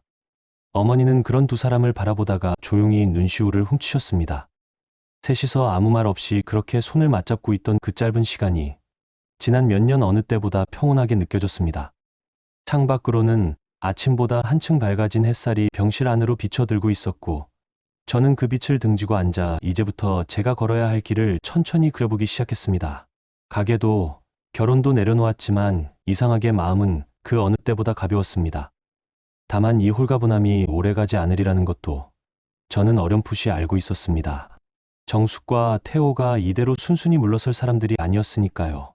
겨울이 지나고 봄이 시작될 무렵 저는 정식으로 이혼 소송에 들어섰습니다. 예상했던 대로 태호는 순순히 물러서지 않았습니다. 그는 권예림 변호사를 통해 재산 분할을 청구하며 두 매장 모두 혼인 기간 중 함께 일군 부부 공동재산이라고 주장했습니다. 한 발 더 나아가 제가 가게 운영 과정에서 자금을 개인적으로 빼돌렸다는 취지의 허위 주장까지 서면에 담았습니다. 그 서류를 처음 받아 읽던 날 저는 헛웃음이 나왔습니다. 정작 회사 돈을 투자에 쏟아부은 사람이 누구인지, 정작 매출 현금을 몰래 취소 처리해온 사람이 누구인지 다 알면서도 저렇게 뻔뻔하게 나올 수 있다는 사실이 놀라울 지경이었습니다. 권예림 변호사는 감정적으로 대응하기보다 철저하게 서류와 숫자로 반박해야 한다고 강조했습니다. 그녀는 제가 결혼 전부터 모아온 예금 내역, 친정에서 받은 결혼자금, 이체 기록, 임대차 계약서와 사업자 등록증, 그리고 상표권 등록일까지 시간 순서대로 정리한 자료를 준비했습니다. 그 자료들은 하나같이 제가 이 사업을 시작하고 키운 실질적인 주체였다는 사실을 명확하게 뒷받침하고 있었습니다. 저는 밤마다 권예림 변호사의 사무실에 들러 서류 더미를 함께 검토했습니다. 결혼 전 통장 잔고 캡처 화면, 친정에서 결혼자금을 보내주며 남긴 메모, 임대차 계약서에 찍힌 도장 하나까지 허투루 넘기지 않고 시간 순서대로 파일링했습니다. 그 작업을 하는 동안 저는 오히려 마음이 차분해지는 걸 느꼈습니다. 감정을 쏟아내는 대신 사실을 하나씩 쌓아가는 이 과정이 저에게는 무너진 것들을 다시 세우는 작업처럼 느껴졌습니다. 대표님, 상대 측이 공동재산이라고 주장하는 근거가 뭔가요? 제가 묻자 권예림 변호사는 서류를 넘기며 답했습니다. 혼인 기간 중 형성된 재산이라는 점, 그리고 배우자가 가게 관리에 참여했다는 점을 근거로 들고 있어요. 하지만 자금 출처와 명예, 기여도를 입증하면 충분히 반박 가능합니다. 오히려 상대방이 가게 자금을 사적으로 이용한 정황이 뚜렷하니 저희 쪽에 유리하게 작용할 겁니다. 어머니, 쭉 문제도 같이 다룰 수 있을까요? 현금 매출을 빼돌린 정황들이요. 그 부분은 별도로 부당이득 반환 청구와 형사 고소까지 함께 진행하는 게 좋겠습니다. 증거만 확실하다면 승사는 충분합니다. 그날부터 저는 한소라 씨가 건네준 자료와 제가 따로 저장해둔 CCTV 기록, 정산장부 사본을 권예린 변호사에게 모두 넘겼습니다. 서류를 정리해 넘기는 손이 떨렸지만 그것은 두려움이 아니라 오히려 후련함에 가까운 떨림이었습니다. 한소라 씨는 법정의 증인으로 서는 것도 마다하지 않겠다고 먼저 나서주었습니다. 정숙에게 시달리다 그만둔 다른 직원 2명도 각자 겪은 갑질 정황을 진술서로 정리해 보내주었습니다. 흩어져 있던 조각들이 이제 하나의 명확한 그림으로 맞춰지고 있었습니다. 저는 그 자료들을 모으면서 새삼 깨달은 것이 있었습니다. 정숙과 태호에게 시달린 사람이 저 혼자만은 아니었다는 사실이었습니다. 그들은 늘 가족이라는 이름으로 저를 올감했지만 정작 그 가족이라는 울타리 밖에서는 훨씬 더 많은 사람들에게 상처를 남기고 있었습니다. 저는 그 사람들의 증언 하나하나를 소중하게 정리하며 이 소송이 단순히 제 개인의 억울함을 푸는 일을 넘어선다는 걸 느꼈습니다. 조정기일 가정법원 조정실에서 마주한 태호는 억울하다는 표정을 감추지 않았습니다. 내가 이 가게에 얼마나 헌신했는데 갑자기 이혼의 재산분할까지 이렇게 매몰차게 나오는 거야? 당신이 헌신한 시간보다 가게 돈으로 개인 투자한 금액이 훨씬 크다는 거 이미 알고 있잖아. 그건 다 가게 홍보나 인맥 관리 차원에서 쓴 돈이야. 골프 접대도 다 거래처 관리하려고 한 거고. 그 거래처가 어디였는지, 그 리딩방이 어떻게 거래처 관리와 연결되는지 설명해 볼래? 태호는 그 질문에 제대로 답하지 못했습니다. 그건. 어쨌든 나도 이 가게 위해서 나름대로 애썼다는 거지. 애썼다는 사람이 왜 아버지 수술날 나더러 가게 문 열라고 했어? 그때는 상황이 그랬잖아. 엄마가 워낙 강경하셨고 당신은 그때도 지금도 늘 어머니 뒤에 숨어서 책임을 피하고 있어. 태호는 그 말에 아무 대꾸도 하지 못했습니다. 그는 대신 화제를 돌려 어머니 이야기를 꺼내려 했지만 저는 더 이상 감정적으로 흔들리지 않았습니다. 자금 흐름을 하나씩 짚어가며 반박하는 저의 태도에 태호의 목소리는 점점 힘을 잃어갔습니다. 법원에 제출된 카드 명세서와 계좌거래 내역에서는 태호의 골프장 결제, 유흥주점 이용 내역, 그리고 여러 차례에 걸친 리딩방 송금 기록이 고스란히 드러났습니다. 정숙의 계좌에서는 그보다 더 놀라운 정황이 발견되었습니다. 반복적으로 수액씩 입금된 현금이 어느 순간 목돈으로 뭉쳐 낯선 가상거래소로 흘러들어간 흔적이 나타난 것입니다. 시기상으로도 2호점 POS 취소 처리 기록과 정확히 맞물려 있었습니다. 회계사가 작성한 자금 흐름 도표를 처음 보았을 때 저는 그동안 막연히 의심만 해오던 일들이 이렇게 선명한 숫자와 날짜로 정리될 수 있다는 사실에 오히려 서늘함을 느꼈습니다. 몇 년에 걸쳐 조금씩 새어나간 돈이 이제는 누구도 부인할 수 없는 하나의 흐름이 되어 있었습니다. 한소라 씨는 법정에서 정숙이 마감 시간마다 현금 서랍을 직접 관리했던 정황과 직원들에게 반말과 폭언을 일삼았던 구체적인 사례들을 담담하게 진술했습니다. 그녀의 증언이 끝나자 법정 안에는 잠시 무거운 침묵이 흘렀습니다. 저는 그 침묵 속에서 그동안 참아온 사람이 저 하나만은 아니었다는 사실을 새삼 깨달았습니다. 훗날 전해 들은 이야기로는 그날 법정을 나선 정숙이 집으로 돌아가는 차 안에서 태호에게 소송이 이렇게 불리하게 흘러가면 어떻게 되는 거냐고 캐물었다고 합니다. 태호는 별일 아닐 거라며 말을 흐렸지만 정숙은 그 말을 믿지 않는 눈치였습니다. 그녀는 그날 밤 늦도록 자신의 투자 계좌 잔고를 들여다보며 혹시 모를 상황에 대비해 돈을 더 은밀한 곳으로 옮겨둬야겠다고 중얼거렸습니다. 법의 심판이 다가오고 있다는 두려움이 오히려 그녀를 더 위험한 선택으로 몰아가고 있었던 셈입니다. 저는 감정적인 폭로에 매달리는 대신 권예린 변호사와 함께 2가지 절차를 동시에 진행하기로 했습니다. 이혼 소송에서는 재산분할 방어와 함께 태호의 낭비성 지출을 명확히 입증하는 데 집중했고 별도로 정숙을 상대로는 부당이득, 반환 청구와 업무상 횡령 관련 형사 고소를 정식으로 접수했습니다. 법률적인 절차 하나하나가 진행될 때마다 저는 오랫동안 억눌러온 감정이 조금씩 정리되는 기분을 느꼈습니다. 분노를 소리내어 쏟아내는 대신 서류와 숫자로 답을 만들어가는 이 방식이 저에게는 훨씬 더 단단한 위안이 되었습니다. 소송 자료를 정리하던 어느 밤, 저는 태호 명의로 발급된 낯선 대출 서류 사본을 발견했습니다. 은행에 제출된 사업자 대출 신청서였는데 그 서류에는 제 이름과 서명이 적혀 있었습니다. 저는 그 서명을 몇 번이고 들여다보았습니다. 분명 제 필체와 비슷했지만 제가 쓴 기억이 전혀 없는 서명이었습니다. 인감 역시 저 것과 똑같아 보였지만 저는 그 인감을 은행 업무에 사용한 적이 단 한 번도 없었습니다. 대출 신청서에 첨부된 사업자 등록증 사본과 인감증명서까지 그럴듯하게 갖춰져 있었는데 발급일자를 보니 제가 미용실에 다녀오느라 잠시 인감도장을 챙기지 못했던, 그래서 태호에게 대신 서류 심부름을 부탁했던 바로 그 무렵과 겹쳤습니다. 그날 그가 제 도장을 들고 나가 무슨 일을 벌였는지 저는 그제야 뒤늦게 짐작할 수 있었습니다. 저는 그 서류를 사진으로 찍어 권예린 변호사에게 즉시 전달했습니다. 그녀는 서류를 확인하자마자 표정이 굳어졌습니다. 이거 확실히 짚고 넘어가야 할 문제네요. 대표님 인감이 어떻게 여기 쓰였는지 은행 측에 정식으로 확인 요청을 넣겠습니다. 저는 그 서류를 다시 들여다보며 태호가 대체 언제부터 이런 일을 준비해 왔는지 헤아려 보았습니다. 결혼 생활 내내 그가 제게 보여준 얼굴과 이 서류 뒤에 숨겨진 얼굴 사이의 간극이 너무 커서 오히려 실감이 나지 않았습니다. 이제 이 소송은 단순한 이혼과 재산 분할의 문제를 넘어 제 이름과 서명이 함부로 이용된 사건으로까지 번지고 있었습니다. 권예린 변호사는 은행에 공문을 보내 해당 대출 신청건의 처리 경위와 담당 창구 직원, 그리고 동석자 정보까지 확인해 달라고 요청했습니다. 은행 측 답변이 오기까지는 시간이 걸리겠지만 저는 그 서류 한 장이 앞으로 벌어질 더 큰 반전의 시작이 될 거라는 예감이 들었습니다. 그리고 저는 이 모든 것을 끝까지 밝혀내겠다고 다시 한번 다짐했습니다. 봄이 무르익어 갈 무렵 저는 그 예감이 정확히 들어맞았다는 걸 알게 됩니다. 여름 초입, 은행에서 오늘신 공문을 받아든 권예린 변호사의 표정이 평소와 달랐습니다. 그녀는 저를 사무실로 불러 서류 한 뭉치를 조심스럽게 내밀었습니다.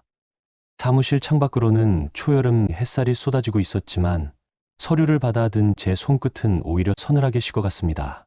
권예린 변호사는 차분한 목소리로 이번 회신 내용이 재판의 흐름을 완전히 바꿀 만큼 결정적이라고 먼저 짚어주었습니다. 은행 조회 결과 태호가 제 서명을 흉내내어 수천만 원 규모의 사업자 대출을 신청했으며 그 자리에는 보증인으로 정수까지 동석했던 정황이 고스란히 남아 있었습니다. 은행 CCTV 영상 속에는 태호가 서류를 작성하는 동안 정숙이 옆에서 대출 담당 직원에게 이런저런 질문을 던지는 모습이 찍혀 있었습니다. 통화 기록에도 두 사람이 대출 실행 여부를 두고 여러 차례 상담을 주고받은 흔적이 남아 있었습니다. 저는 그 영상을 법정 모니터로 처음 확인하던 순간을 잊지 못합니다. 화면 속에서 정숙은 대출 담당 직원에게 이자율과 상환 기간을 캐물으며 제법 능숙하게 서류를 검토하고 있었습니다. 그 모습은 제가 알던 무작정 언성부터 높이던 시어머니가 아니라 치밀하게 계산할 줄 아는 또 다른 얼굴이었습니다. 태호는 그 옆에서 연신 고개를 끄덕이며 서명란에 제 이름을 흉내 내어 적어 내려가고 있었습니다. 화면 하단에 찍힌 시각은 제가 미용실에 다녀오겠다며 잠시 집을 비웠던 바로 그 오후였습니다. 저는 그 시간 동안 남편과 시어머니가 은행 창구에 나란히 앉아 제 이름으로 빚을 만들어내고 있었다는 사실을 몇 년이 지난 뒤에야 화면으로 확인하게 된 셈이었습니다. 대출금이 시행된 계좌 내역을 살펴보니 그 돈은 실행 다음 날 곧바로 절반 가까이가 다시 태호 개인 계좌로 옮겨졌고 나머지는 정숙의 투자 계좌로 흘러들어가 있었습니다. 법정에서 그 영상이 재생되는 동안 태호의 얼굴은 눈에 띄게 굳어갔습니다. 그는 결국 자신의 변호인을 통해 모든 절차는 어머니의 강한 권유로 진행된 것이며 자신은 그저 서류에 이름만 빌려준 것뿐이라고 주장하기 시작했습니다. 어머니가 하도 강하게 말씀하셔서 저도 어쩔 수 없었습니다. 대출도 어머니가 다 알아보신 거고 저는 그냥 서명만. 정숙은 그 말을 듣자마자 자리에서 벌떡 일어섰습니다. 뭐라고? 지금 이 상황에서 나한테 다 떠넘기는 거야? 네가 직접 서류 작성하고 도장까지 챙긴 거잖아. 어머니가 먼저 대출 얘기 꺼내셨잖아요. 저는 그냥 시키는 대로. 이 자식이 정말 지금 엄마를 팔아서 살겠다는 거야? 그럼 어떡해요? 이 상황에서 저도 살아야 할 거 아니에요. 살아야 한다고? 너 하나 살자고 이 애미를 벼랑으로 미는 거야 지금? 법정 안은 순식간에 소란스러워졌습니다. 판사가 정숙에게 자제를 요청했지만 그녀는 아들을 향해 배신감 어린 눈빛을 거두지 못했습니다. 저는 그 광경을 지켜보며 묘한 감정을 느꼈습니다. 그토록 가족이라는 이름으로 저를 오감하던 두 사람이 정작 자신들의 이해관계 앞에서는 서로를 가장 먼저 배신하고 있었습니다. 결혼 생활 내내 저는 그들이 말하는 가족이라는 단어 앞에서 늘 양보하고 참아야 하는 쪽이었습니다. 그런데 정작 그 단어의 무게는 자신들의 이익 앞에서는 이토록 가볍게 부서지는 것이었습니다. 저는 법정 방청석 한쪽에 앉아 그 광경을 지켜보며 오랫동안 제 몫이라 여겼던 죄책감의 실체가 무엇이었는지 비로소 또렷하게 보이는 기분이었습니다. 그날 오후 서문경 본부장이 증인으로 출석했습니다. 그는 인수실사 당시의 자료를 근거로 두 매장의 기업 가치가 어떻게 산정되었는지 차분히 증언했습니다. 저희가 인수 검토 당시 가장 중점적으로 본 것은 조리법의 표준화 수준과 상표의 인지도, 그리고 운영 시스템의 안정성이었습니다. 이 모든 요소는 전적으로 김지원 사장님 개인의 역량에서 비롯된 것으로 파악했습니다. 반면 대정숙 씨와 오태우 씨의 관여는 오히려 직원 이직률을 높이고 매출 신뢰도를 떨어뜨리는 부정적 요인으로 작용했다는 게 저희 시사팀의 결론이었습니다. 그는 증언 말미에 자신이 오랜 실무 경험을 통해 배운 것이 있다면 오래가는 브랜드는 결국 사람에게서 나온다는 사실이라고 덧붙였습니다. 화려한 마케팅이나 자본이 아니라 매일 새벽 같은 재료를 같은 정성으로 다루는 손끝에서 브랜드의 생명력이 나온다고요. 그의 증언은 담담했지만 그만큼 강한 힘을 가지고 있었습니다. 재판부는 그 진술을 근거로 두 매장의 가치 상승이 태호나 정숙의 기여가 아니라 전적으로 저희 노력과 역량에서 비롯되었다는 점을 명확히 인정하는 분위기였습니다. 서문경 본부장은 이어 실사 당시 수집한 자료도 함께 제출했습니다. 직원 이직률 추이를 보여주는 그래프에는 정숙이 현장 대표를 자처한 시점부터 퇴사율이 가파르게 치솟는 곡선이 선명하게 그려져 있었고, 온라인 리뷰에도 그 시기를 전후의 불친절과 강압적인 응대를 지적하는 글이 눈에 띄게 늘어나 있었습니다. 반대로 조리법과 메뉴 구성, 매장 운영 매뉴얼은 모두 제가 개업 초기부터 꾸준히 기록하고 개선해 온 자료들로 채워져 있었습니다. 그 자료들을 하나씩 짚어가는 서문경 본부장의 목소리에는 흔들림이 없었습니다. 태호는 그 자리에서도 자신이 공동 창업자라는 주장을 완전히 철회하지 않았습니다. 하지만 그의 주장을 뒷받침해야 할 근거는 갈수록 궁색해졌습니다. 권예린 변호사가 제출한 위치 기록에 따르면 그가 가게 관리를 명목으로 자리를 비웠던 시간 중 상당 부분이 실제로는 스크린 골프장과 필드에 머문 시간이었습니다. 근무 시간이라고 주장한 시간의 절반 이상이 골프장 체류 시간과 겹쳤습니다. 어느 화요일은 오후 2시부터 저녁 6시까지, 또 다른 목요일은 점심 직후부터 해질 무렵까지, 위치 기록에 찍힌 좌표는 매번 같은 골프 연습장과 스크린 골프장 주소를 가리키고 있었습니다. 그 기록들이 스크린에 하나씩 띄어지는 동안 태호는 고개를 들지 못한 채 서류만 뒤적였습니다. 그 기록 앞에서 그는 더 이상 할 말을 찾지 못했습니다. 재판이 불리하게 흘러가자 태호와 정숙은 급하게 태도를 바꾸었습니다. 그들은 권예린 변호사를 통해 조정과 합의를 요청해왔습니다. 소송을 이대로 끌고 가면 서로 힘들어질 뿐이니 적당한 선에서 합의를 보자는 취지였습니다. 저는 그 제안을 전해 듣고 잠시 고민했지만 결국 거절했습니다. 합의는 어렵습니다. 원금 반환과 법적 책임을 명확히 하지 않으면 저는 이 소송을 끝까지 끌고 가겠습니다. 권예린 변호사를 통해 그렇게 전달하자 상대 측은 한동안 아무 반응도 보이지 않았습니다. 저는 그 침묵이 무엇을 의미하는지 알고 있었습니다. 그들이 가장 두려워하던 것은 이혼 자체가 아니라 자신들의 행위에 대한 법적, 금전적 책임이었습니다. 권예린 변호사는 합의를 거절한 제 결정에 고개를 끄덕이며 이제부터는 재판부의 판단에 맡기고 남은 절차를 흔들림 없이 밟아나가면 된다고 말해주었습니다. 저는 그 말을 들으며 이 싸움의 끝이 이제 정말 얼마 남지 않았다는 걸 실감했습니다. 재판이 이어지는 동안에도 아버지는 정기검진을 다니시며 건강을 조금씩 회복해 가고 계셨습니다. 어머니는 재판 소식을 전할 때마다 애써 담담한 얼굴을 하셨지만 통화를 끊고 나면 늘 짧게 한숨을 내쉬셨다고 나중에 아버지께 전해 들었습니다. 두 분 다 제 앞에서는 걱정을 내색하지 않으려 했지만 저는 그 마음을 모르지 않았습니다. 그래서 저는 더더욱 이 싸움을 확실하게 매듭짓고 싶었습니다. 부모님이 더 이상 저 때문에 마음 졸이시는 일이 없도록 말입니다. 한편 정숙은 재판이 불리하게 돌아갈수록 오히려 더 위험한 선택을 하고 있었습니다. 훗날 밝혀진 바로는 그녀는 재판에서 질 경우를 대비해 반환해야 할 금액을 어떻게든 미리 불려놓아야 한다는 생각에 사로잡혀 있었습니다. 그녀는 그동안 모아둔 투자금과 남은 현금을 한꺼번에 끌어모아 소문으로 들었다는 고수익 가상자산 리딩방에 추가로 밀어 넣었습니다. 이미 한번 손실을 본 경험이 있었음에도 이번엔 확실하다는 말을 곧이곧대로 믿었습니다. 법의 심판이 다가올수록 그녀는 이성적인 판단보다 눈앞의 요행에 매달리고 있었습니다.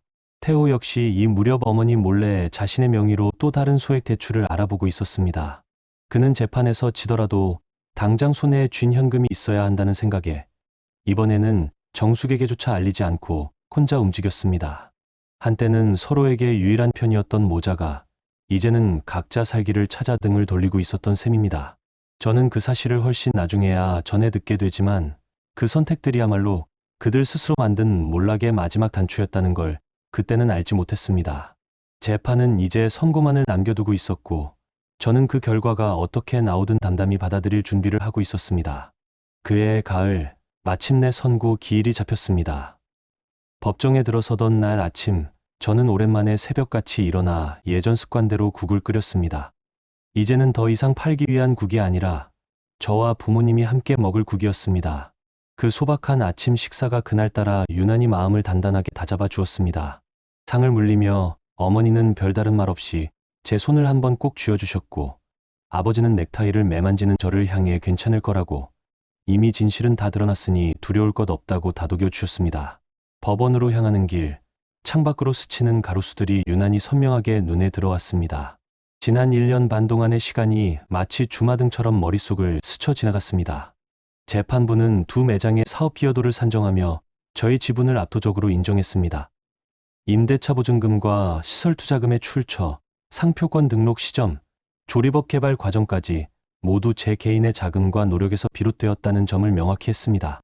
반면 태호가 주장한 재산분할 청구는 그가 가게에 자금을 투자와 유흥에 탕진한 내역이 반영되며 큰 폭으로 감액되었습니다. 정숙에게는 그동안 확인된 매출 횡령액에 대한 반환 책임과 함께 대출 서류 위조에 가담한 정황에 대한 별도의 형사 절차가 진행될 예정이라는 점도 함께 고지되었습니다. 판사는 판결 이유를 설명하며 혼인관계에서 배우자 일방의 사업적 성과를 가족 구성원 전체의 공동재산으로 간주하려면 실질적 기여와 자금 출처가 뒷받침되어야 하는데 이 사건에서는 그러한 근거가 전혀 확인되지 않는다고 명확히 짚었습니다. 오히려 반대의 당사자들의 자금 유용과 문서 위조 정황이 뚜렷하다는 점도 덧붙였습니다. 방청석에 앉아 그 말을 듣던 저는 지난 시간 동안 제가 흘린 눈물과 감내한 모욕이 마침내 공적인 언어로 인정받는 순간을 마주하고 있었습니다. 판결문을 받아든 태호의 얼굴은 하얗게 굳어 있었습니다. 그는 곧바로 항소 의사를 밝혔지만 권일인 변호사는 이미 증거 관계가 워낙 명확해 항소심에서도 결과가 크게 달라지기는 어려울 거라고 짚어주었습니다. 실제로 그해 겨울까지 이어진 항소 절차에서도 판결의 큰 틀은 그대로 유지되었습니다. 문제는 그 다음이었습니다. 태호와 정숙은 당장 반환해야 할 금액을 마련하기 위해 또다시 대출을 알아보기 시작했습니다. 이미 신용도가 크게 떨어진 상태였지만 그들은 제2금융권과 사채까지 손을 뻗었습니다. 설상가상으로 정숙이 마지막으로 밀어넣었던 투자금은 리딩방 운영업체가 잠적하면서 전액 손실로 확정되었습니다. 태호가 몰래 받아둔 소액 대출 역시 상환 계획 없이 쌓여만 갔습니다. 두 사람은 결국 원리금을 감당하지 못했고 그의 겨울 시댁 명의로 되어 있던 아파트에 경매 개시 결정문이 날아들었습니다. 한때 명절마다 친척들을 불러 모아 반찬을 나누어 주며 위세를 부리던 그 집이었습니다. 정숙은 경매를 막아보겠다며 이곳저곳에 아쉬운 소리를 하고 다녔지만 이미 돌아선 친척들의 반응은 냉담했습니다. 평소 그녀의 씀씀이와 언행을 못마땅하게 여겨온 이들이 적지 않았기 때문입니다. 경매가 진행되고 몇 달 뒤 저는 우연히 들른 지인을 통해 태호와 정숙이 반지하 월세집으로 옮겨갔다는 소식을 전해 들었습니다. 정숙은 생계를 위해 인근 동네에서 파지를 주워 고물상에 넘기며 하루하루를 버티고 있다고 했습니다. 그 소식을 들었을 때 저는 통쾌함보다는 오히려 아득한 기분이 먼저 들었습니다. 한때 명함까지 만들어 현장 대표를 자처하던 사람이 이제는 리어카를 끌며 생계를 이어가고 있다는 사실이 실감나지 않았습니다. 함께 술잔을 기울이던 사람들, 명절마다 인사를 받던 친척들도 이제는 하나둘 발길을 끊었다고 했습니다. 화려했던 시절의 인맥은 형편이 기울자 가장 먼저 사라지는 것들이었습니다. 태호 역시 예전 직장 동료들에게 손을 벌리다 번번이 거절당했고 결국 일용직 자리를 전전하며 하루하루를 버티고 있다는 소식이 들려왔습니다. 태호는 그 무렵 몇 차례 제가 근무하는 회사 앞으로 찾아왔습니다. 처음에는 멀찍이서 서성이다가 나중에는 로비까지 들어와 다시 시작할 수 없겠냐고 매달렸습니다. 지원아, 나 진짜 많이 반성했어. 한 번만 다시 기회를 줄 수 없을까? 태호야, 이미 끝난 얘기잖아. 여기까지 찾아오는 건 곤란해. 내가 진짜 잘못했어. 어머니 때문에 눈이 멀었던 것 같아. 이제라도 바로잡고 싶어. 바로잡고 싶으면 더 이상 나를 찾아오지 않는 게 첫걸음이야. 지원아, 나 이제 진짜 아무것도 없어. 너밖에 기댈 데가 없다고. 그 말 예전에 내가 당신한테 하고 싶었던 말이야. 이제 와서 나한테 하지 마. 지원아, 제발. 저는 더 대꾸하지 않고 자리를 떴습니다. 그런 일이 몇 차례 반복되자 저는 결국 권예린 변호사를 통해 접근금지 신청을 정식으로 접수했습니다. 법원은 반복적인 연락과 무단 방문 정황을 인정해 접근금지 결정을 내렸고 그 이후로 태호는 더 이상 제 앞에 나타나지 않았습니다. 저는 그 결정을 내리면서도 크게 흔들리지 않았습니다. 한때는 그의 눈물 섞인 애원에 마음이 약해질 수도 있겠다고 생각했지만 정작 그 순간이 오자 제 마음은 오히려 담담했습니다. 이미 오래전에 끝난 인연이었고 저는 더 이상 그 사람의 사정에 제 삶을 저당 잡히고 싶지 않았습니다. 프랜차이즈 본사는 인수 이후에도 저에게 지속적으로 협업을 제안해 왔습니다. 서문경 본부장은 제 조리법과 운영 노하우를 다른 지점에도 표준화해 적용하고 싶다며 정식으로 기술고문 이사직을 제안했습니다. 저는 그 제안을 받아들였고 지난 계절 동안 여러 지점을 오가며 조리 표준화 작업과 직원 교육을 이끌어왔습니다. 제가 새벽마다 혼자 끓이던 국 한 그릇의 노하우가 이제는 여러 매장에서 같은 맛과 품질로 재현되고 있다는 사실이 낯설면서도 뿌듯했습니다. 지방의 신규 지점을 순회하며 직원들에게 육수 우리는 법과 반찬간을 맞추는 기준을 직접 가르칠 때마다 저는 새삼 제가 걸어온 길을 되짚어 보게 되었습니다. 혼자 새벽 시장을 누비던 25세 저와 이제 여러 지점의 품질을 책임지는 36세 저 사이에는 참 많은 일들이 있었습니다. 그리고 그 모든 시간을 지나오고 나서야 저는 비로소 제 이름을 걸고 당당하게 일할 수 있게 되었습니다. 저는 그동안 모아온 자금과 인수대금 일부를 더해 완치 판정을 받은 부모님께 작은 상가 하나를 마련해 드렸습니다. 크지 않지만 안정적인 임대 수익이 나오는 자리였습니다. 개업식 날 아버지는 새 간판을 올려다보며 예전 제 가게 개업식 때처럼 한참을 서 계셨습니다. 그러고는 이번에는 반대로 저를 돌아보며 말씀하셨습니다. 이제 우리 지원이 덕분에 이 나이에 호강한다. 저는 그 말에 웃으며 고개를 저었습니다. 호강이 아니라 그동안 두 분이 저를 지켜준 것에 대한 아주 작은 보답일 뿐이라고 말씀드렸습니다. 어머니는 그 옆에서 조용히 눈시울을 붉히셨습니다. 상가 안쪽에는 아버지가 예전 철물점에서 쓰시던 낡은 저울과 몇 가지 공구들을 소품처럼 진열해 두었습니다. 완전히 새로운 삶이 아니라 지나온 삶의 자취를 품은 채로 새 출발을 하고 싶다는 두 분의 뜻이었습니다. 저는 그 저울을 손끝으로 써보며 이 작은 상가가 부모님께 그저 돈벌이 수단이 아니라 마음 붙일 자리가 되어주길 바랐습니다. 그해 초겨울 어느 저녁 저는 부모님 상가에 들르는 길에 낯익은 뒷모습을 보았습니다. 폐지를 가득 실은 리어카를 끌고 가던 사람이 골목 어귀에서 저와 눈이 마주치자 황급히 고개를 돌렸습니다. 정숙이었습니다. 예전에 당당하던 모습은 온데간데 없이 낡은 점퍼에 목도리를 두른 채 잔뜩 웅크린 모습이었습니다. 저는 잠시 걸음을 멈췄습니다. 겨울바람이 정숙의 낡은 점퍼 자락을 흔들고 지나갔고 리어카 바퀴는 얼어붙은 골목 바닥 위에서 삐걱거리는 소리를 냈습니다.